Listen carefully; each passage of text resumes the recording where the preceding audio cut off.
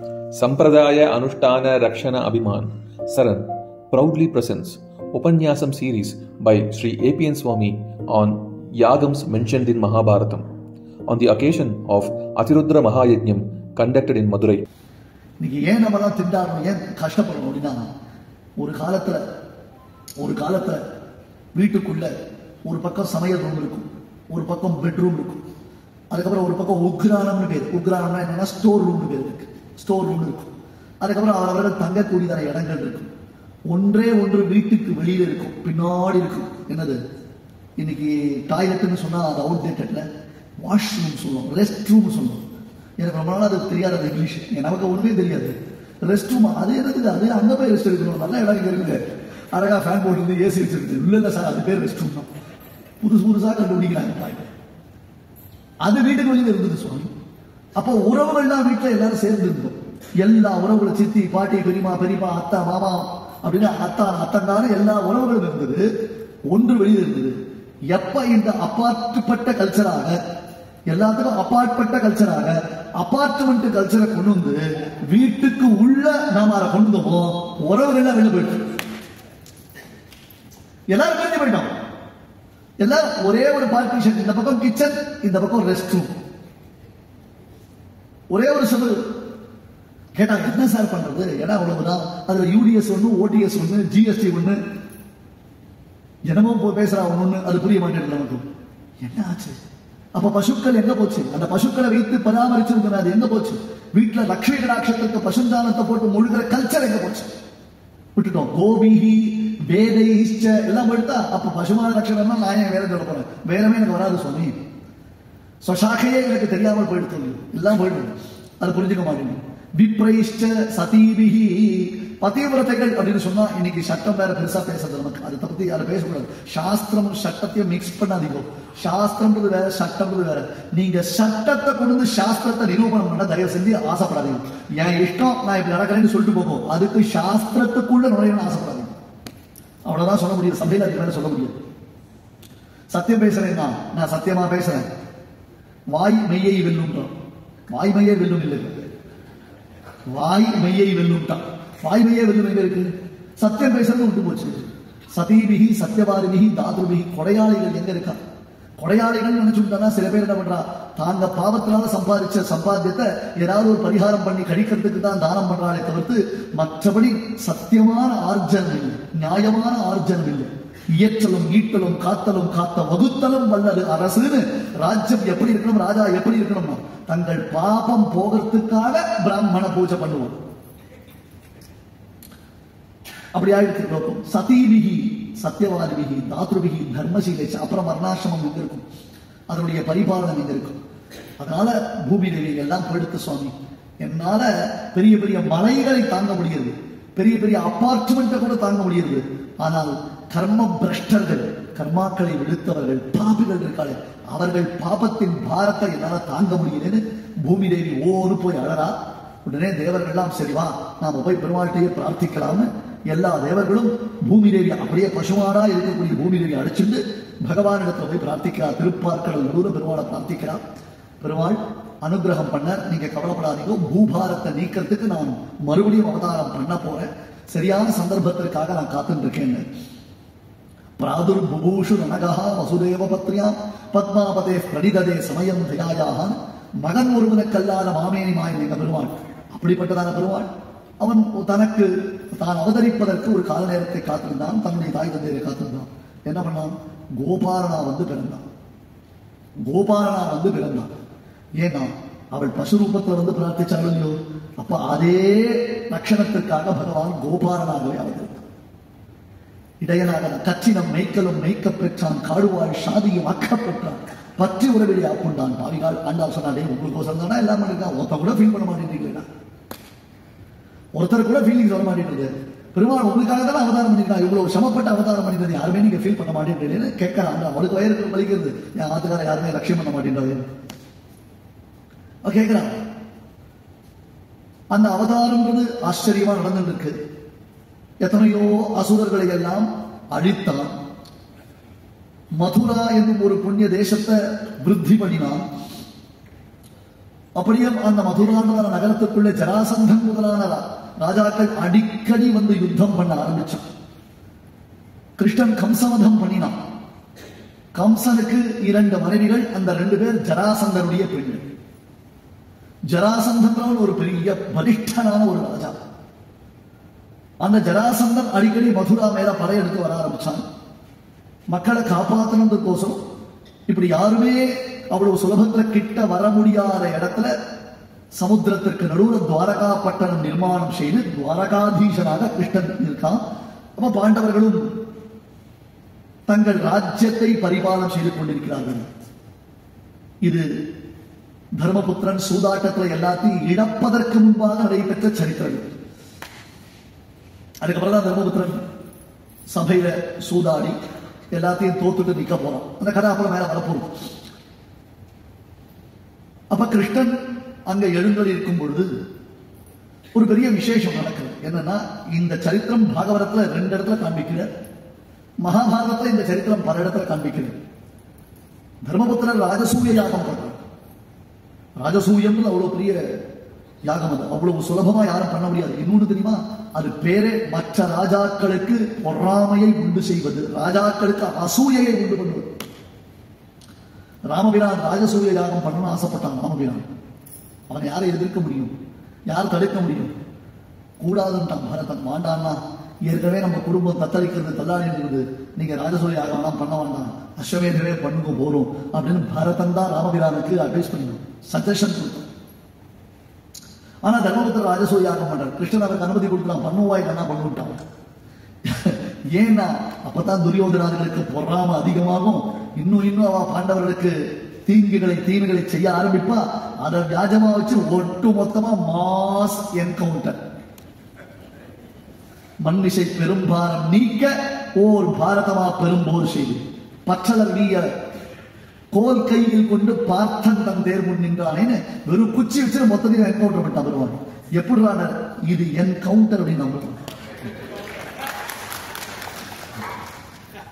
This is style of encounter அப்படின்னு நம்புவாங்க. என்னுடைய என்கவுண்டர் ஸ்டைல் எனக்கு அப்படின்னு நம்புவோம். சில பேர் ஒரிஜினலா துப்பாக்கி வச்சிருந்தா கூட சொல்ல மாட்டான். இவன் வெறும் குச்சி வச்சு டுப்பு சுட்டுட்டான். நிமித்த மாத்திரம் பவ சமய சாட்சியம். நீ வெறும் வியாஜம் தான் அர்ஜுனா, சும்மா அர்ஜுனா அடிச்சா உனக்கு பப்ளிசிட்டி கோசம் தான் வச்சிருக்கிறே தவிர்த்து இதெல்லாம் பினிஷ் பண்ணி முடிச்சுட்டாங்க. சபதி சகிவஜோ நிஷம்ய மத்யே நிஜ பரபரயோ ரதம் நிவேஷ்ய ஸ்திதமதி பரசைனிகாயு ரக்ஷணா கிருதமதி பார்த்தசகே ரதிர்மமாஸ்து. பீஷ்மஸ்துதி. பீஷ்மர் அந்த அம்பு படிக்கச்சே படுத்துக்கச்சே கிருஷ்ணன் எதிர வந்து சேவை சாதிக்கச்சே ஸ்தோத்திரம் பண்ண சபதி சகிவச்சோ நிஷம்ய மத்தியே நிஜ பரமலயோ ரதம் நிவேஷ்ய. தேர கொண்டு போய் 2 சைன்யத்தை கொண்டு நிறுத்து. சேனையோர் உபயோர் மத்தியே ரதம் ஸ்தாபய வெச்சுட யாவரேதா நிரீக்ஷேஹம் யோதுகாமா அவஸ்தினா கைர்மயாசயோத்தமியம் அஸ்மின்னர சமுத்தியமே அர்ஜுன் ஓட்டார். அப்படி காமிச்சார். அயம் பீஷ்மஹா, அயம் துரோணஹா, அயம் துரியோதனஹா, அயம் சகுனிஹி. வேற ஒண்ணுமே இல்லை. பற்றலர்விய கோல் கையில் கொண்டு பிடலோகாச்சாரியர் மோட்சப்படியில் வந்திருப்பார். கையில் பிடித்த உழவு கோலும் சேனாதூளி தூசணிகமான திருக்குறள் கட்சிகளும் தேருக்கு கீழே நாற்றின திருவடிகளுமாய் சாரத்திய வேஷத்தோட நிற்கும் நிலையை அருளி செய்கிறார். மாம் அகம் என்று சரணஸ்லோக விவரணம். அப்படி நிற்கிறான் பெருமாள். கையில் ஒரு குச்சி, ஒரு குதிரை ஓட்டுற ஜாக்கி இல்லையா, ஒரு ஜாட்டி வச்சுட்டு இருக்கான். அப்படின்னா அந்த குதிரையை ஓட்டுறதுக்கு கையில் வச்சுட்டு இருக்கான். வேற ஒண்ணும் இல்லை, வேற ஒண்ணுமே இல்லை. அதை வச்சுட்டு இருக்கிறவன் அயம் பீஷ்மஹா அயம் துரோணஹா அப்படியே எல்லாம் புசு முடிஞ்சு போச்சு. எல்லாம் உசுரே போயிடுது, எல்லாம் டம்மி பீஸ். உசுறு போயிடுது. பரசைனிகாயு ரக்ஷணாகிருதவதி பார்த்தசகே ரதிர்மமாஸ்து. என்ன பண்ணே பார்த்தசாரதே, சத்ரு சைன்யத்தில் உள்ளவர்களின் உசுர உன் கண்ணாலேயே அபகரித்தாயேப்பா. அப்ப அர்ஜுனன் வெறும் யாஜம் டொப்புக்கு அடிச்ச உடனே அது செத்த புலிக்கு மேல துப்பாக்கி வச்சு போட்டோ எடுத்து பாக்குறது சில பேர். அந்த மாதிரி அர்ஜுனன் சும்மா வீரதீர பிரதாபத்தை காமிச்சுக்கிறதுக்கு தான் அர்ஜுனனை தவிர்த்து ஒரிஜினலா அர்ஜுனுக்கு இருக்கும் சம்பந்தமே கிடையாது. அப்படி இந்த ராஜாக்களுக்குள்ள ஒரு யுத்தம் நடக்கணும், ராஜாக்களுக்குள்ள ஒரு பொறாமை ஏற்படும், ராஜாக்களுக்குள்ள அசூயை வளரணும். அதற்காக தர்மபுத்திரன் ராஜசூய யாகம் செய்வதற்கு கிருஷ்ணன் அனுமதி அளித்தார். நடக்கட்டும், இதை வியாஜம். ஏன்னா பாண்டவர்கள் ராஜ்ய பரிபாலனம் அவ்வளவு சத்தியம் நடக்குது, அதை யாரும் தடுக்க மாட்டார்.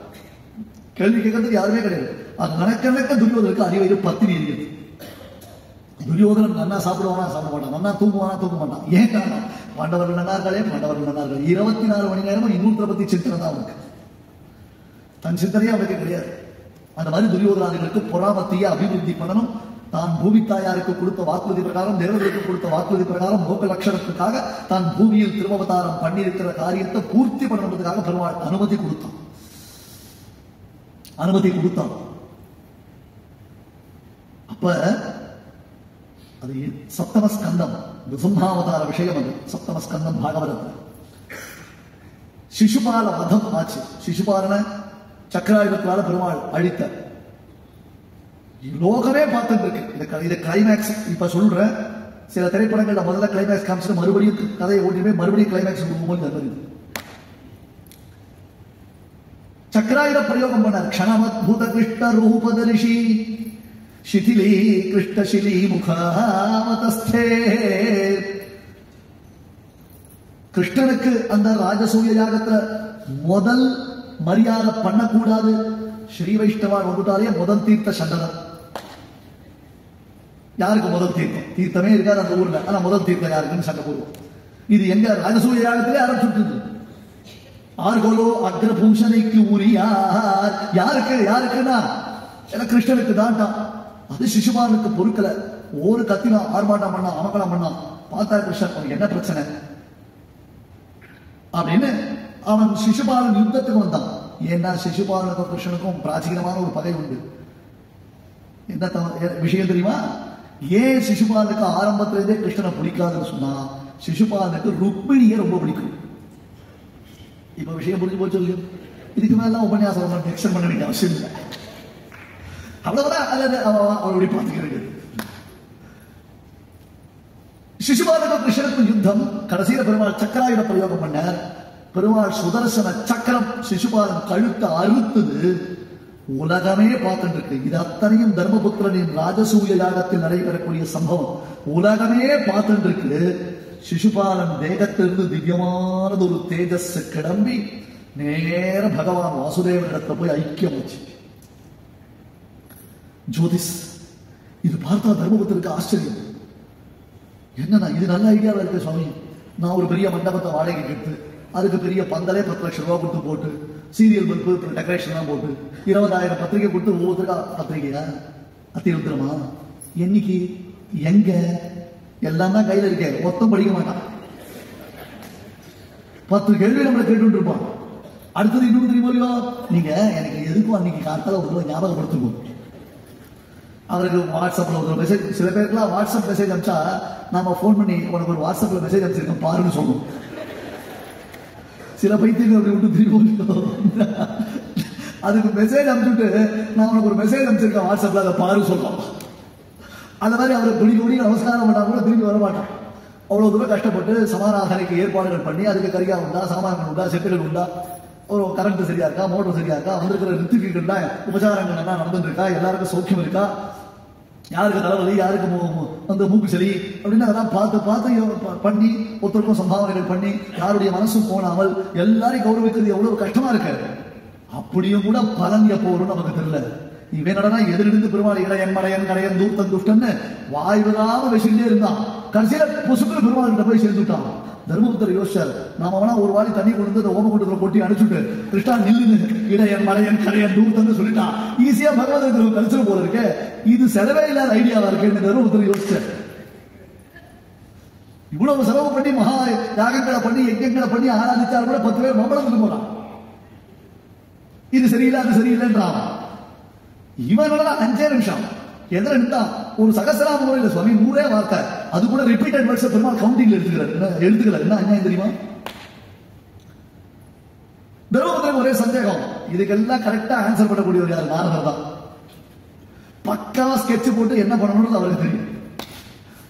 என்ன சுவாமி இது ஆச்சரியம், இந்த மாதிரி நான் கேள்விப்பட்டதே இருக்கு, ரொம்ப விசேஷமா இருக்கு, இது நல்ல ஐடியாவா இருக்கு, இந்த ஐடியா எனக்கு யாருமே கொடுக்கலையே, செலவில்லாத பகவத விக்கிரகத்துக்கு இப்படி ஒரு ஐடியாவை யாருமே சொல்லலையே. நேற்று கூட நான் 15 ரூபாய் தேங்காய் 25 ரூபாய்க்கு பேரம் பேசுறதை பத்தி ரொம்ப கவலைப்பட்டேன். ஒருத்தர் சொல்லிட்டாரு, உபன்யாசம் கேட்டு நான் ஒரு தீர்மானம் பண்ணிட்டேன். நான் கொஞ்சம் இதெல்லாம் உஷார். ஏன்னா நிறைய பேர் ஏடாவிடமா கூகுளி போடுவாங்க. ஒரு ஊர்ல சந்தியாவந்தனத்துடைய முக்கியத்துவத்தை சொல்லும் பொழுது அர்க்கியம் விட்டா இவ்வளவு பலன், அர்க்கியம் விட்டா இவ்வளவு பலன் 2-3 தடவை ரிப்பீட் பண்ணா ஒரு பையன் எழுந்தான், சுவாமி சந்தியாவந்தனத்துல ஒரு போர்ஷன் அர்க்கியம், அதை விட்டா இவ்வளவு பலன் இருக்குச்சு, மொத்த சந்தியாவந்தத்தை விட்டா எவ்வளவு பலன் கிடைக்கும் நமக்கு. அதனால என்ன நோக்கி வருவா எப்படி வருவான்னு எனக்கு தெரியும். அதான் நான் ஜாக்கிரதையா தான் இருப்பேன். அவர் நான் ஒரு தீர்மானம் பண்ணிட்டேன். என்ன தீர்மானம் பண்ணிட்டு சுவாமி இப்படி கேட்டு இன்னும் கேட்க விட முடியாது. என்ன தீர்மானம் பண்ணி இனிமே தேங்காவே பகவான் நிவேதனம் பண்றதுல தீர்மானம். ஏன்னா அவர் வேற பேசாம இருக்க முடியாது. வேற பேசலாம் அப்ப மட்டும் என் உபன்யாசம் ஞாபகம் வருது. அதையால நான் வரல சுவாமி அப்படின்ட்டு. இது என்ன பெருமாள வெய்யத்துக்கெல்லாம் கூட ஒரு அனுகிரகம் பண்ணுவானா? இது நடக்குமா? இது சாத்தியமா? இப்படி கூட ஒருத்தனுக்கு மோட்சம் கிடைக்குமான்னு தர்மபுத்திரனுக்கு பெரிய கேள்வி. அந்த கேள்விக்கு சமாதானம் அருளி செய்யக்கூடிய வல்லமை நாரதருக்கு தான் இருக்கு. அப்பதான் நாரதர் ஆரம்பிக்கிறார். வைகுண்ட லோகத்துல க்ஷீராப்திசயனம் பெருமாள் காரிய வைகுண்டம்னு பேர் இருக்கு. அந்த பெருமாளை சேவிக்கிறதுக்கு சரகசனந்தாதி யோகிராஜர் வரா. ஸ்வயமாகத விஜானாக நிவர்த்திம் தர்மமாஸ்திதாக. அவெல்லாம் எப்படி இருப்பா? பண்டிதாலாம் எப்படாலும் சால்வை போட்டு தோடா போட்டுலாம் வரமாட்டான். தஸ்மாத் பாண்டித்யம் நிர்வித்ய பால்யேன திஷ்டா செய்யறது. பண்டிதர்கள் அப்படியே ஏகாந்தமா இருக்கும். பெரிய ஆர்ப்பாட்டங்கள்லாம் பண்ண மாட்டான். அவன் ஞானம் என்ன அப்படின்னு நம்மளால வேல்யூ பண்ண முடியாது. அந்த அளவுக்கு நமக்கு சக்தி கிடையாது, சமர்த்தி கிடையாது. ஆனா நாம என்னவோ பேசிட்டு இருக்கோம் அவளை பத்தி. இவா சொல்றது இப்படி இருக்கு, அவா சொல்றது அப்படி இருக்கு, இவாளுக்கு அவளுக்கு ஒரு கம்பாரிசன் நம்ம பண்ணிட்டு பண்ணக்கூடாது, பண்ண முடியாது. ஏன்னா அவர்களுடைய அபரிமிதமான ஞானம் எங்க, நாம எங்க? ஹம்சமத்தியே பகோயத்தான் நாம இருக்கோம். கொக்குகள் நடு அன்னப்பறவை நடுவில் ஒரு கொக்கு உட்கார்ந்து இருக்க மாதிரி நாம இருக்கச்சே. பண்டிதர்களை பத்தி நம்ம பேசக்கூடாது. அவளும் தங்களை பெருசா காமிச்ச மாட்டான், ஆடம்பரம் பண்ணிக்க மாட்டான். ஒரே ஒரு சுவாமியார் வர வழிவிடுங்க, ஒரே ஒரு சுவாமியார் வர வழிவிடுங்க வர மாட்டான். அப்படியே தனியா ஏகாந்தமா வருவான். இவா பெருமாளை சேவிக்க வரா. வரச்சே ஜெய விஜயர்கள் நாயகனாய் நின்ற நந்தகோபனுடைய கோவில் காப்பானேன் பெருமாளுக்கு துவாரபாலகர்கள். அவன் அனுமதியோடு தான் உள்ள போகணும். கோவில் உள்ள போச்சு சண்ட பிரச்சண்டாதிகள் ஜெய விஜயாள் இருப்பாள். அவன் அனுமதியோட போவான். அதுவும் பெருமாளை சேவிக்க வந்திருக்கிறவா எப்படி வருவா? இவாளுக்கு என்ன இருந்தாலும் ஒரு பயம் உண்டு இவாளுக்கு. ஏன்னா இப்பதான் ராட்சசன் கூட நல்லா ஒரு மாதிரி வேஷம் போட்டு இருக்கான் சுவாமி. பரோட்சே காரியஹந்தாரம் பிரத்யக்ஷே பிரியவாதினம்னு பின்னாடி காரியத்தை கெடுக்கலாம். பிரத்யட்சத்துல பார்த்தா ரொம்ப வைதிக ஸ்ரீயோட வேஷம் போட்டு இருக்கான். இதெல்லாம் நம்ம ஒத்துக்க கூடாதுன்னு அவ ரொம்ப ஜாக்கிரதையா இருந்துட்டு இருக்கான். சனகசனந்தாரி மகரிஷிகள் வந்தா அவளை தடுத்துட்டு, நீ பெருமாள் சேவிக்க உள்ள போகக்கூடாது தடுத்துட்டு. அவ காசு பணத்தை எதிர்பார்க்கிறவள. அவளுக்கு இதை பத்தி எல்லாம் தெரியாது. கியூ சிஸ்டம் இப்படி போனா என்ன, எல்லாரும் போய் சுவாமி தரிசனம் பண்ணலாம். ஒரு 2 கியூ இருக்கு இல்லையா? இந்த பக்கம் போனா எல்லாரும் போய் சுவாமி தரிசனம் பண்ணலாம். அதுக்கு என்ன பேரு? தர்ம தரிசனம் பேரு இல்லையா? எல்லாரும் போனோம். இந்த பக்கம் போனா அதுக்கு என்ன பேரு? அதர்ம தரிசனம் பேரு. இவ்வளவு பேர் சேவிக்கிறதுக்கு காத்துட்டு இருக்குச்சு. அத்தனை பேர் நிறுத்திட்டு நாம மட்டும் உள்ள போய் சேவிச்சு அதுக்கு அதர்ம தரிசனம். அந்த மாதிரி இவ உள்ள வரச்சு அவ தடுத்துட்டா வானான்ட்டான். டக்குனு கோபம் வருது. என்ன இருந்தாலும் பகவத் சேவையை தடுத்துட்டா அந்த கோபம் வராமல் இருக்காரு. அவளுக்கு பகவத் சேவை தடுக்கப்பட்டு எந்த ஒரு இடத்துல இருந்து எப்பேற்பட்ட பதவியில் இருந்து நாங்க பெருமாளை சேவிக்க வச்சா நீங்க தடுத்துட்டேடா, இந்த பதவி உங்களுக்கு போகணும்னு அவ சாபம் கொடுத்துட்டான். மகானுடைய வாக்கு பொய்யாதான் சுவாமி. லௌகிகானாம் ஹி சாதுனாம் அர்த்தம் வாகனவர்த்தனை ரிஷினாம் புனராத்தியானாம் வாஜமத்தோடு பாவது. ஒரு மகரிஷி வால்மீகி அப்படியே பார்த்தார் அந்த வேடுவனை. உடனே சாபம் கொடுத்தார், நீ செத்து போயிடுவடா, இப்படியான உசோடு இருப்ப நீ. ஒன்றுக்கொன்று அந்யுன்யம் பிரேமையில் இருந்த அன்றில் பறவைகளில் ஆண் பறவையை அடித்து வீழ்த்தினாய மகா கிராதகன் நீ சொல்லி வால்மீகி சாபம் கொடுத்தார். அப்படியே அவர் செத்து போயிட்டார். நாமெல்லாம் வார்த்தையை தேடி தேடி பேசுவோம். அப்படி பேசச்ச கூட 1000 அபத்தங்கள் நம்ம வாய்க்க அஸ்லீஷமா பேசுவோம். வாண்யேகா சமலங்கரோதி புருஷம் யா சம்ஸ்கிருதாதாரியதே, வாண்யேகா ச மலங்கரோதி புருஷம் யா அசம்ஸ்கிருதாதாரியதே. சம்ஸ்காரத்தோட பேசும்பொழுது அந்த வார்த்தையானது மற்றவர்களுக்கு சோபனத்தை கொடுக்கும், மங்களத்தை கொடுக்கும். எனக்கு வார்த்தை தெரியும்ன்றதுக்கோசரம் எல்லா வார்த்தையும் பேசக்கூடாது. மங்களதாயகமா இருக்கணும். கேட்பார் பிடிக்கும் தகையவாய் கேடாரும் வேட்பு மொழிவதாம்சம் இல்லையா? அதை கேட்கிறவாள் ஆனந்திக்கணும். நல்ல காலம் நேற்று உபன்யாசத்துக்கு நீ வரல, நான் மாட்டின்ட்டேன், நான் உட்காரவும் முடியல ஓடவும் முடியலன்னா அது சுவாரஸ்யம். நேற்று வரலையே எப்படி இருந்தது தெரியுமா? தக்ஷ பிரஜாபதியுடைய யாகம் எப்படி இருந்தது? வீரபாகு வெளியில வரச்சை எப்படி இருந்தது தெரியுமா? டங்கு டங்கு நம்ம பூமி எதிர போச்சு. எனக்கே ஒரு மாதிரி ஒரு வைபரேஷன் இருந்தது. சதி தேவி யோகாபியாசத்தான தேக தியாகம் பண்ணச்சே அப்படியே மனசு நெருங்கு போச்சு. கண்ணிலிருந்து அவரையா கண்ணீர் வந்தது அப்படின்னு சொன்னா அது பெருமை. சொல்லுவேன் நினைச்சது சொல்லிட்டேன்.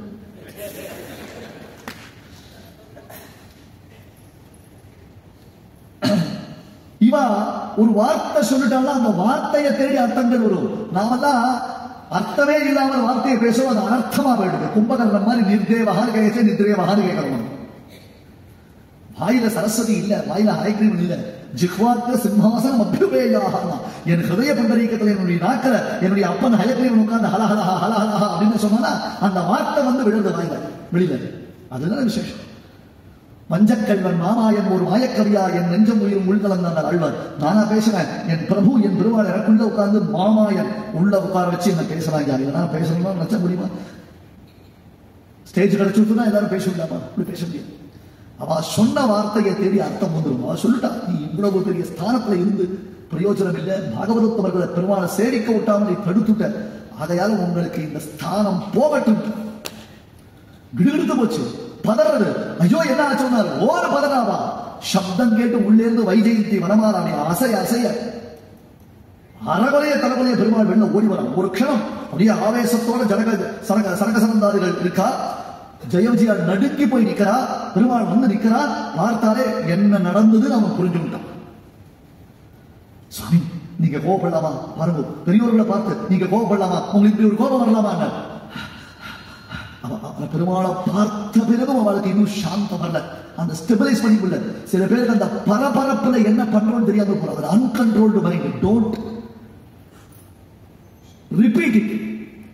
Don't encourage that type of mind. அது ஒரு மன அழுத்தத்தை கொண்டு போய் விட்டுடும். ப்ளீஸ் இது தெரிஞ்சு உங்க சங்கல்ப சொல்லுங்க. சொன்ன விஷயம் சாமி, நான் எக்ஸைட் ஆயிட்டேன், எமோஷன் ஆயிட்டேன், ஆல்வேஸ் அது இருக்கக்கூடாது. We should know how to control our mind.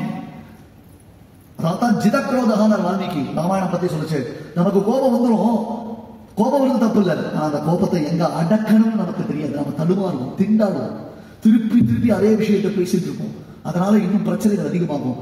கோபம் வந்தது, தேவையில்லாத இடத்துல கோபத்தை நிறுத்தணும். அந்த கோபத்திற்கு தான் வேல்யூ. இல்லைன்னா மற்றபடி கோபம் பிரயோஜனம் இல்லை. ஆனா இது எப்ப பார்த்தாலும் கத்திட்டு நின்று போயிடுவோம். சரகசரந்தாதிகளுக்கு கோபம் வந்ததுடைய காரணம் என்ன? பெருமாள் சேவையை தடுத்துட்டாலேன்னு கோபம், சாபம் கொடுத்துட்டா. பெருமாள் வந்துட்டார், இப்ப என்ன சுவாமி உங்களுக்கு என்ன சேவைக்கு நானே வந்துட்டேன்னா புஷ்ஷுன்னு எடுத்தவன் மனசு ஒரு மாதிரி ஆயிடுச்சு. ஆனா கொடுத்த சாபத்தை மாற்ற முடியாது இல்லையா? பெருமாளை சேவிச்சா திருப்தியா பிரதட்சண பிரணாமங்கள் பண்ணா, பிரணாம நமஸ்காராதிகள் பண்ணா. அவ கிளம்பி போயிட்டா. ஜெய விஜயால் அப்படியே விதிவிதிச்சு நிற்கிறான். எவ்வளவு பெரிய பாக்கியம் அவளுக்கு.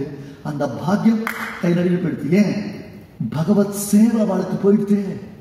உனக்கு இந்த பதவி இல்லைன்றாலே அவ்வளவுதான். பிராமண வாக்கியம் பொய்க்காது, அது பெருமாள் கட்டுப்படுவோம். பிராமணாக மம தெய்வதம் தான். தெய்வாதீனம் ஜெகத் செல்வம் முதல் நாள் உபன்யாசம் சொல்ல முடியும். தெய்வாதீனம் ஜெகத் செல்வம், மந்திராதீனம் தெய்வத்தம், தன்மந்திரம் பிராமணாதீனம், பிராமணாக மம தெய்வதம். வேதத்தில் நிர்மேதன் மறுச்சேவன்றதாக ஒரு சரிப்பு, ஒரு கதையை உண்டு. யார் மந்திர சித்தி, யார் ரிஷி அப்படிங்கிற நிர்மேதன் மறுச்சேவன்றதாக 2 ரிஷிகள் ஒருத்தருக்கு போட்டி போட்டுருக்கான். ஈரக்கட்டையா வேதம் சொல்லி அப்படியே எரிக்கணும். வேதம் சொன்னா அதுல இருந்து ஜொலிக்கணும், அப்படியே தீப்பொறி வரணும். எதுல? ஈரக்கட்டை. அதுல யாருக்கு மந்திர சித்தி இருக்குன்னு பார்த்தா, அதான் தன்மந்திரம் பிரம்மணாதீனம், பிராமணாக மம தெய்வத்தம் தான் பரமாத்மா கிருஷ்ணன். அவர்களை தான் சேவிப்போம், அவர்களை தான் பூஜிப்போம், அவர்களை தான் பிரணாம நமஸ்காராதிகள் பண்ணுவோம். அவர்களிடத்தில் அவருக்கு பிரதிபத்தி அதிகம். அவ போயிட்டா.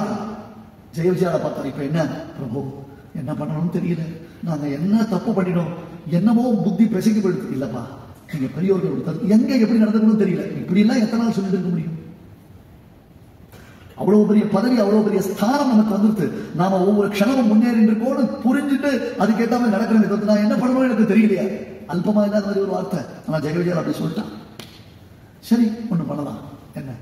அவ கொடுத்த சாப பிரகாரம் நீங்க 100 ஜென்மாக்கள் இப்படியே என் இடத்துல பக்தி பண்ணிண்டு, இப்படியே என்ன ஸ்தோத்திரம் பண்ணிண்டு, என்ன தியானிச்சுண்டு 100 ஜென்மாக்கள் பூலோகத்தில் போய் பிறக்கிறீடா. அப்புறம் ஆப்ஷன் ஏ, ஆப்ஷன் பி 2 இருக்கு. ஆப்ஷன் ஏ, ஆப்ஷன் பி அப்படின்னு 2 இருக்கு. ஆப்ஷன் பி என்ன? 3 ஜென்மம் பகவத் துவேஷி. கொஞ்சம் நஞ்சம் இல்லை. அந்த பகவன் நாமாவே காரணம் விடக்கூடாது, அவனை பத்தி சொல்ல கூடாது. எவ்வளவு அக்கிரமங்கள் பண்ண முடியுமோ அவ்வளவு அக்கிரமங்கள் பண்ணணும். அது போல உங்களுக்கு 3 ஜென்மா கிடைக்கும். அப்ப அந்த 3 ஜென்மாவை முடிச்சுட்டு மறுபடியும் இந்த பதவிக்கு நீங்க வரையலாம். இல்லைன்னா 100 ஜென்மா என்னையே தியானிச்சுட்டு பிறக்கிறேன். ஜெய விஜயா யோசிச்சான், எது கரெக்ட்? 100 ஜென்மா நல்ல பகவத் அனுபவத்திலேயே தலைச்சிருக்கிறான். ஆனால் கைங்கரியம் போயிடுவது இல்லையா? கைங்கரியம் தான் முக்கியம். கைங்கரியம் விட்டுடக்கூடாது. ஓடி ஓடி வரணும், திருப்பி திருப்பி கேட்கணும். என்ன என்ன என்ன அப்படின்னு கேட்டு கேட்டு அடுத்தடுத்து கிம் கிம் கரோமின்னு சொல்லி அந்த காரியத்தை பண்ணணும். அதுக்குதான் கைங்கரியம். அதை விடக்கூடாதே. சுவாமி, எங்களுக்கு ஒரு பிரார்த்தனை, 3 ஜென்மாக்கள் நாங்கள் பகவத் துவேஷிகளாகவே பிறக்கிறோம். ஆனா அந்த 3 ஜென்மாலையும் உம்ம கையினால எங்களுக்கு மரணம் சம்பவிக்கணும். அந்த 3 ஜென்மாலே எங்களுக்கு உங்க கையினால தான் மரணம் சம்பவிக்கணும். ஓ, அதுக்கு என்ன அவசியம்? நன்னா யோசிச்சுட்டா, நன்னா தீர்மானம் பண்ணிட்டா, இனிமே மாற்ற முடியாது. 100 ஜென்மா பகவத் பக்தனா அல்லது 3 ஜென்மா பகவத் துவேஷியா, எது உங்களுக்கு ப்ரெஃபரபிள் அப்படின்னா 3 ஜென்மா பகவத் துவேஷியாகவே பிறக்கிறோம்டா. ஆனா இவன் வரம் கேட்டா அது 3த்தையும் உம்ம கையால தான் எனக்கு மரணம் சித்திக்கணும். சரி, அப்படி பிறந்தவர்கள் தான் இரண்யகசிபு, இரண்யாக்ஷன், ராவணன், கும்பகர்ணன், 3வது சிசுபாலன், தந்தவக்கரன். அதனால் ஆழ்வார் ஷேட்பால் பழம்பகைவன் அப்படின்னு. இன்னைக்கு நேற்று ஏற்பட்ட பகை இல்லடா இது, ஜென்ம ஜென்மமா வரக்கூடிய பகை. அந்த மீசையை முறிக்கிண்டு காலில் ஒரு டயர் செல்ஃப் போட்டு வரட்டு எட்டரா வண்டிய அப்படி சொல்றவாங்க. இன்னைக்கு நேற்று பகையாது 7 தலைவர பகலா அப்படின்னு சொல்றாரு. அந்த மாதிரி இங்க சொல்றாங்க. ஷேட்பால் பழம்பகைவன் சிசுபாலன்.